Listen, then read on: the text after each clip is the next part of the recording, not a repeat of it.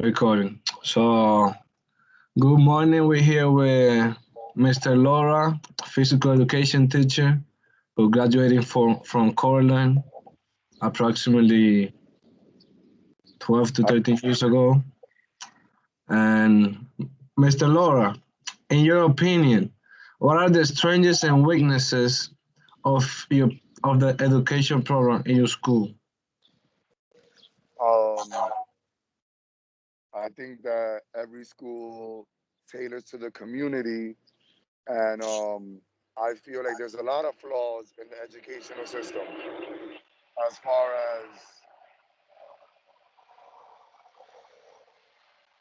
as far as not not teaching kids about finances, stocks, and stuff like that.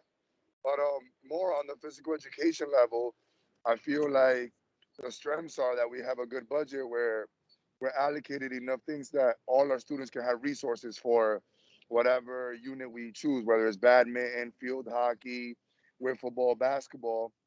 Um, so that's a strength in itself. A lot of schools aren't fortunate enough to have that. I feel like one of the biggest weaknesses is real estate. There isn't enough space.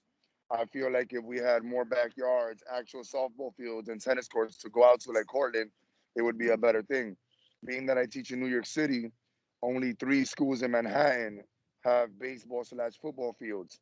So all the physical education, whether it's sports, tradition, or recreational, take place in a gym. And there are other schools who don't even have a gym and they do phys ed in the hallways or the cafeteria. Yeah, there's really a lot of cases like that. Um, Another question. Will you please describe your grading policy for physical education? Okay, so my grading policy, it's I grade by one, two, threes, and fours. It's a grading policy which we adopted 3 years ago, and ever since I started teaching, um, we've gone through numerous grading policies, and grading policies are tailored to the department and the individual. So for me, if I give a kid a four, I like to break it down into a dollar. Is what I tell the students. How Hmm. many quarters are in a dollar? Four. So if you get four quarters for the day, you get a 100. A If dollar. you, yeah, exactly. So if you um if you get dressed and you don't participate to the maximum of your abilities and you don't take it serious, it depends. Now you're gonna get a 3.75. exactly. And if you come to school and you do absolutely nothing, you don't get dressed, you don't want to participate in phys ed, you get your attendance taken, you get a 50. exactly. And then ones are you didn't get prepared and you really misbehaved. And like you were disrespectful, you didn't let the class teach, so you get a 25. You 25. fail. All And then right. if you're not there, you get a zero. So that's my Uh, grading policy. It's the simplest way to grade. And then at the so you get one, two, three, fours. We input it in the system. At the end of the marking period, your grade is averaged out on its own. all right. Thank you. Another question. Does the school district have a curriculum for physical education? If so, what type of curriculum is it? Fitness, wellness, project adventure, or movement education? There's numerous curriculums that the New York City Department of Education has provided for us.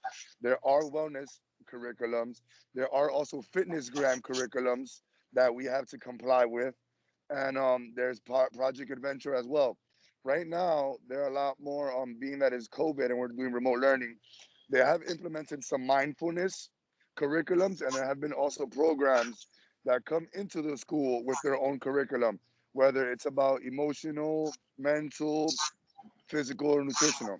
Also, um, as a physical education department, we like to create our own curriculum because we know what we have in inventory and we know how we want to guide the children. Yeah. So, we as long as we comply with all the standards, state and city, we're fine. All right. Thank you. Does your school uses the new Shape America national standards and outcomes? Why and why not? Well, right now we're implementing some of them.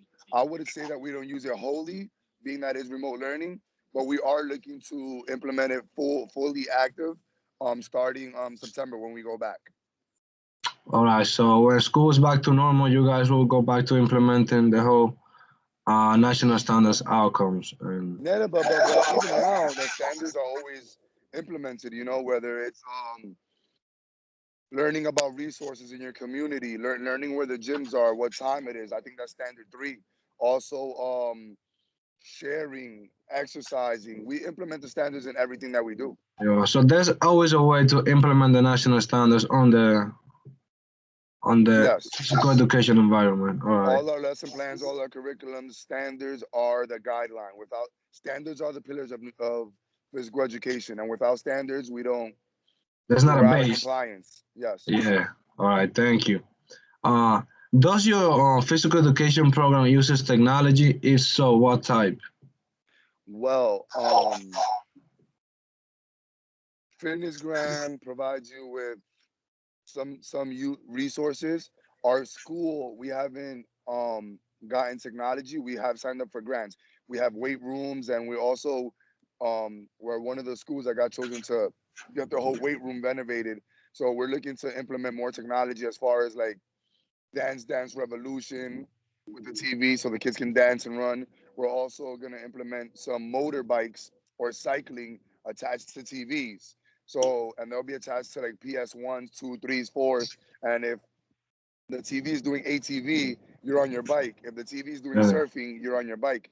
Those are things that when I graduated Cortland in 2009, I had the privilege to work with a school called MAT, and they were well ahead of the phys ed technology curriculum where the New York Giants had donated $50,000. They had 12 TVs in one room. They had rowing machines. They had cycling. They had everything. And at that time, I was dumbfounded. I was wowed, and I thought that should be implemented in every single school. And that was 2009. I'm working in a high school 2021, and we don't have that. So there are rooms for improvement in the physical education area when it comes to correlating and aligning the technology. Yeah, that's a interesting fact that they had that at that time. Um, how do you manage your classroom and maintain discipline at the same time? Well, I'm somebody who believes that too many rules are not good. Why? I like to. The more rules there are, the more things are to remember. Yeah, that's a Um, Remember rule number 13. 13. What's going on here? So I have simple rules. Um, Rule number one: always get dressed for gym. Get prepared, right? And when yeah. you come upstairs from the locker room, what I like to do is I like to give the kids 5 minutes to walk around the gym. And then when I see that the class is there after the 5 minutes, I blow my whistle. They go straight to their floor spots. So that's more routine that I do every single day. That's not a rule. So being able to streamline your class and have routines is very important for Yeah. me and my demographic. Um, Rule number one, and as a physical education teacher, Mr. Emmanuel Burr, I want you to know this: the whistle is your best friend. The Signal for whistle can attention. save The whistle can save lives, and the whistle can end lives if you don't use it. So anytime I blow my whistle, I only blow my whistle 3 times during class. After the 5 minute walk, I blow my whistle. Everybody knows, do not take a knee. Go straight to your floor spot and sit down. Attendance. Now, I blow my whistle 2 other times. I blow my whistle when it is time to end class, and everybody takes a knee. All I right. also blow a whistle when things are getting out of whack, and I feel like I gotta get the kids down and do a demonstrative lesson or a modification. So those are the only 2 times I blow my whistle. Every time I blow my whistle, everybody gets down. You were one of my students, and you know this. Yes, I do. So, so that's my number one rule. Listen to the whistle. Rule number two. Rule number two. Do not open the door. It doesn't matter if Yeah, it's I know. Obama, yo mama, or the principal. Do not open the door. Yeah, I If you remember that open one. the door, you're getting a zero. So that's more. That's also that's a safety concern. We don't know if there are some people who are um, crossing into our classes. Some kids that want to cut class. We don't know if somebody um, broke into the school. We don't know Yeah, what's outside on the other side of yeah. the door. So not opening the door is rule number two. That's a good safety rule. Yeah. So the whistle and don't open the door are my main two rules. And rule number three. Wait. Um, Rule number three, I implement before anyone gets dressed, and this is what we call adventure activities and icebreaker games. For the Okay. first 2 weeks of every semester, what we do is we do icebreakers and adventure activities. So kids they don't got to get dressed as much. They get used to the schedules changing, whatever the case may be. Rule number three, which is really rule number one in the golden rule, respect. Yes, definitely. So the first week we speak about respect every single day. We speak about what respecting each other looks like. We speak about respecting the resources and the equipment looks like, respecting the space. So just having conversations around respect and communication to build that foundation in the classroom, that's that's more like just etiquette, you know? So Yeah. So also yeah. sorry. So basically, rule number three is how you maintain discipline by talking about respect consistently throughout the semester. Exactly. You want to be able to I respect students how I respect my mother.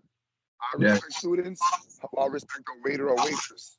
It's just the Yes. golden rule, let's respect each other. Yeah. So just and being able to understand that physical education class is like Planet Fitness. It's Yeah. like Equinox. It's like any community park or any state park that you go to. If there's a swing there, hey, are you done? Can I use it now? If there's a slide, can I go next? If you go to Planet Fitness and you're using the 15s and you want to use the 25s, hey, are you done with those 25s? Can I use them now? So just being able to respect each other and communicate effectively, I feel like it's a worldwide thing, Yeah. you see it in all facets of the world, whether you're holding a door for somebody, whether you're in the park on the swing, the slide, or you're just out there climbing and hiking. Hey, excuse me, can I get on the trail? Hey, I'm biking this way. Beep beep. So That's respecting each other is how you maintain the peace and yes. everything going fluent. Yeah. So everybody, you have a couple of kids who try to push a couple of buttons and a couple of class clowns, but that's every single class, that's every single Yeah. day, and as long as they're doing it within the realm of respect, you let them have their moment, and then you give them the look. As a teacher, you have your cues and you have your prompts. Sometimes for a teacher, it's Just the a look. look. Yeah, Sometimes for it's you it was the look. the look. I don't want to talk too much. I just want to let you know that I know. Yeah. Sometimes as a teacher, it's class is going on, and you're walking up to the student. Hey, Manuel, I love the energy that you have. You're full of energy today, but you're not doing the skill that we're supposed to be doing. Can you please do the skill? I would appreciate if you did the skill because you're very good at what you're doing, and the class wants to see you. And I'm gonna blow the whistle so you can demonstrate. That's Uh, another prompt that you might want to use. And then if the kid does it 2 or 3 times, you have to blow the whistle. And I like to blow the whistle, and I like to say, I'll ask a question. Is there anyone that isn't following instructions in this class? The kids will look at each other. Nobody wants to raise their hand. Then the whole class is over there. Emmanuel is not following rules. Emmanuel. Whoa. Why is Emmanuel not following rules? Emmanuel, do you think you're not following rules? What does that look like for you? Okay. Got it. Back to the whistle. Back to the So whistle. So I'm everything's yeah. The So no, whistle's the Mario, key. yeah, a whistle is like a fire truck to a firefighter. A whistle is like a microphone to a singer. So It's just it's the number one thing you have to use. You can have no equipment, no resources. You can be in the auditorium. You can be in the courtyard. You can be in the park. You can be in the water. You can be hiking in the Adirondack Mountains. You can be in Moffitt Gym. You can be in the main gym in Cortland. The whistle. Anyway, The whistle. anyway. So my two rules, going back to your question, and I'm sorry that I got so profound. No, no, that's good. That's good. More details, better understanding. You might have to write this. I know how EDU 256 is. So the whistle, and don't open the door. Those are my only two rules. As far as routine and respect, that's just what it is. How it Two rules. works. Two rules, Pop. Two rules. Simple. Thank Yep. you. So another question. Keep it simple, silly. Simple. Simple, pitbull.